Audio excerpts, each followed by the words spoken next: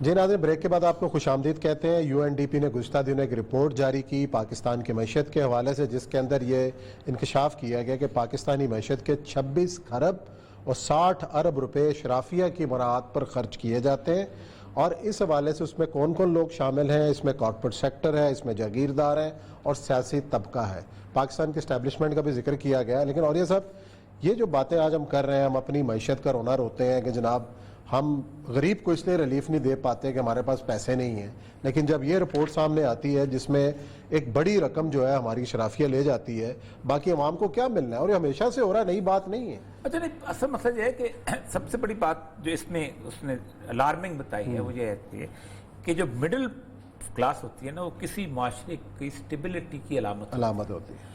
وہ کہتی ہے کہ وہ پاکستان کے اندر ہسٹوریکلی سب سے امپورٹنٹ تھی، یعنی ہر بندہ عزت دار زندگی گزارنے کے اہل ہوتا تھا، صحیح، تعلیم کا خرچہ اٹھا لیتا تھا، تھوڑے بہت حکیم سے دوائی بھی لے لیتا تھا، اپنے بچوں کے ساتھ زندگی بھی، ان کی شادیاں بھی کر لیتا، عزت سے زندگی گزار کے چلا جاتا تھا دنیا۔ بہت کم چھوٹے سے لوگ ہوتے تھے جو کہ دیہاڑی مزدوری والے ہو گئے یا اس طرح کے کھیتوں میں کام کرنے، وہ بھی کسی نہ کسی طرح سوسائٹی ان کو لک آفٹر کرتی ہے۔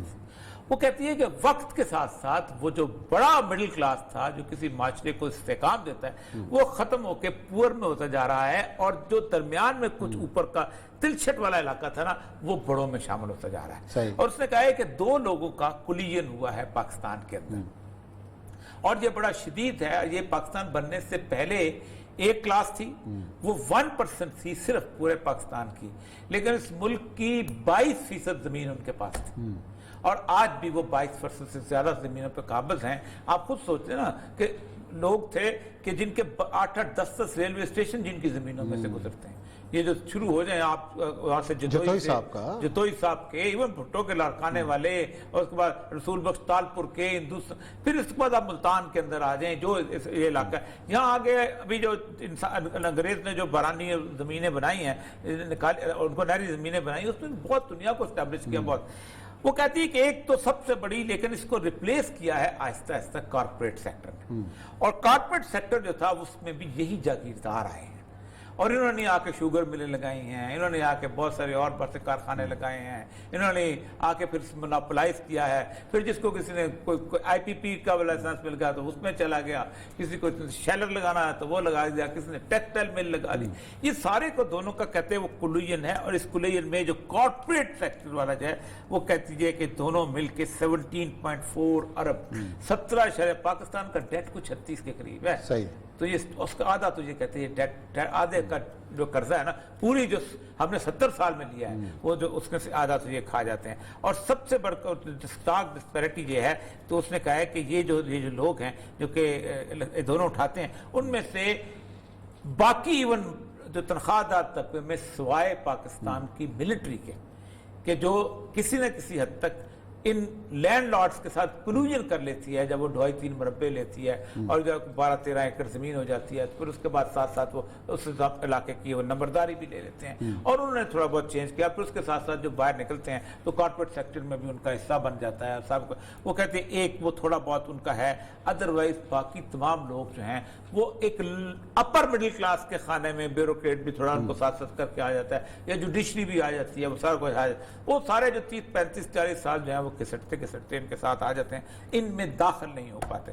اچھا، یہ رپورٹ جو ہے یہ یو این ڈی پی نے بنائی ہے، صحیح، لیکن مجھے لگتا یہ ہے کہ یو این ڈی پی کو پاکستان کے ڈیپ حالات کا اندازہ نہیں ہے، جو میں تبصرہ اس پہ کرنا چاہتا ہوں۔ ڈیپ حالات کا مسئلہ یہ ہے کہ انہوں نے پاکستان کی بیوروکریسی، پاکستان کی جوڈیشری، اور اب کسی نہ کسی حد تک میڈیا کی ہائی آفیسرز کو آپ دیکھ لیں تو ان کی آپس میں ایک زمانے میں ایک شجرہ نسب بنایا جاتا تھا کہ کون کس کا داماد ہے، کون کس کی بہو ہے، کون کس کا اپنا سالہ ہے، کون کس کا بہنوئی ہے، کون کس دادے کا بیٹا ہے، کون۔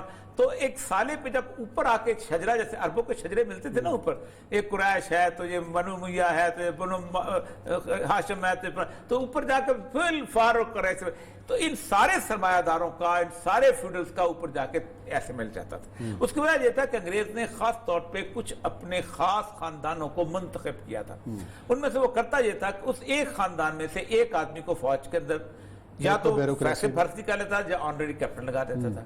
जो हेड होता था ना बड़ा उसका ट्राइब का चीफ का, उसको कहता था तुम कुछ न लगो, लेकिन तुम इन सब ट्रेनिंग जरूर करो। मसलन अकबर बुगटी और उसको इनको फौज में भी ट्रेनिंग कराई गई और खैर बरी को नेवी में ट्रेनिंग कराई गई। अच्छा। अब वो नेवी को बलोच आदमी तो कहता कि नहीं, वो एक दिन रात को ना तैरना अच्छा जानता तो भाग निकला वहां से, उसमें से और किसी बलोचों के गांव में चला गया, बड़ी मुश्किल से उसके वाले बुजुर्ग ने कह के वापस लगा। और सिर्फ सिविल सर्विस अकेडमी के पहले बैच में बुगटी को भी ट्रेनिंग कराई। तमाम नवाबों के, खानों के, उनके वडेरों के, सारों के बच्चे जो थे, मैं तेरे चिल्लार का बेटा, उसको भी, जिसको उन्होंने पॉलिटिकल लीडरशिप देनी होती थी, और उनको कहा था कि देखो ये है सिंबल, ये जो सुबह भी टाई पहनते हैं, रात को भी छुरी कांटे से खाना खाते हैं, अंग्रेज की जिंदगी गुजारते हैं, ये है आइडिया, इनके साथ तुम। वो जो ब्यूरोक्रेट होता था उसका रिश्तेदार होता था। फिर उसके बाद इनकी कोलूजन से करप्शन बनी। आप खुद सोचें कि इस वक्त पहला क्राइसिस था कांडावाला इंडस्ट्री का, जो कि उसकी थी गौर अयूब के भाई अख्तर अयूब की, तो शोर मच गया था अबीबुल्ला के साथ मिलके, तो उसके साथ उसने पैसे करके, और फिर उसके बाद तो स्कैंडल निकलने शुरू हुए ना। कौन सा ऐसा बंदा है जिसके आप बड़े आदमी को देखें तो उसका पोता या उसका फला, उसकी जो है बंदा मौजूद, खा वो जनरल अख्तर अब्दुर्रहमान हो या कोई और हो या कोई सस्ता। अच्छा, वक्त बड़ा कम है, हमारे माशा शाहिद हसन सिद्दीकी साहब ने ज्वाइन किया है। अस्सलाम वालेकुम सिद्दीकी साहब। जनाब वालेकुम अस्सलाम। सिद्दीकी साहब, यूएनडीपी की रिपोर्ट है, हम इशराफिया का रोना रो रहे हैं कि इशराफिया तब तमाम कुछ खा गया हमारे वसाइल। तो मतलब ये जो है हमेशा से ही होता रहा है। इमरान खान साहब करेक्शन करने के चक्कर में तो हैं, किसी तरीके से ये चीज़ें ठीक हो जाएं, तो क्या इनका बस चल पाएगा इसके आगे बंद बांधने? नहीं, देखिए अभी तक जो हक़ाइक़ और आदाद शुमार आए हैं उसमें जो अशराफिया है जो वो उसको ज्यादा बरात मिली हैं पिछले 2-2.5 वर्षों में माजी के मुकाबले में। इस पर किसी पाकिस्तानी को कोई शुबा नहीं होना चाहिए कि उन्होंने उनका इन्फ्लुएंस हुकूमत पर, हुकूमती फैसलों पर बढ़ा है, और उनको जो मराद दी गई हैं वो इस हुकूमत के दौर में पाकिस्तान की 70 साल तारीख में नहीं दी गई थी। तो पहले तो हमें इस हकीकत को तस्लीम कर लेना चाहिए, क्योंकि वो ही असल में हुकूमत में ला रहे हैं, वो ही हुकूमत में बरकरार रखते हैं और वो ही हुकूमत से निकाल सकते हैं। तो जिस आदमी को हुकूमत में रहना है उसको उसके आगे सरेंडर करना पड़ता है, और जब आप 4-5 लोग पार्टियों को मिलकर हुकूमत बनाएंगे तो उनका प्रेशर मेरे ख्याल से बहुत ज्यादा है। इसका मतलब तो सीधे सीधा यही है कि इमरान खान साहब भी इनके आगे सरेंडर कर चुके हैं। देखिए इसमें शुबा आपको क्यों है? मैं जैसे मैंने आपसे कहा कि कराची में, लाहौर में एक बिल्डिंग है 15 स्टोरी, उस पर इन्होंने कहा कि जो 1.5% आप टैक्स देंगे वो माफ हो जाएगी। तो इससे ये तो सारी दुनिया में कभी नहीं हुआ, सारी दुनिया में, और पाकिस्तान में कभी नहीं हुआ। 1.5% ये तो ट्रांसफर फीस ही 9-10% बन जाती है। फिर उन्होंने ये कर दिया कि जो दौलत लूट कर बाहर गई थी ऑफशोर में, पाकिस्तान लाने की जरूरत नहीं है। फिर आप इस साल देखिए कि 2400 अरब रुपया का बजट में टैक्स कंसेशन दिए गए थे एलीट को, 2400 अरब रुपया, जबकि जो है ना ये इसमें कभी नहीं दिए गए। तो ये तो सरेंडर क्या है? तो मैं तो समझता हूँ कि गठजोड़ हो गया है। साहब ये जो एक नया बात है कि मनी लॉन्ड्रिंग आप करके ले आए, उसका टैक्स पे कर दे, शो कर दे, वो सबका सब हलाल हो जाता है।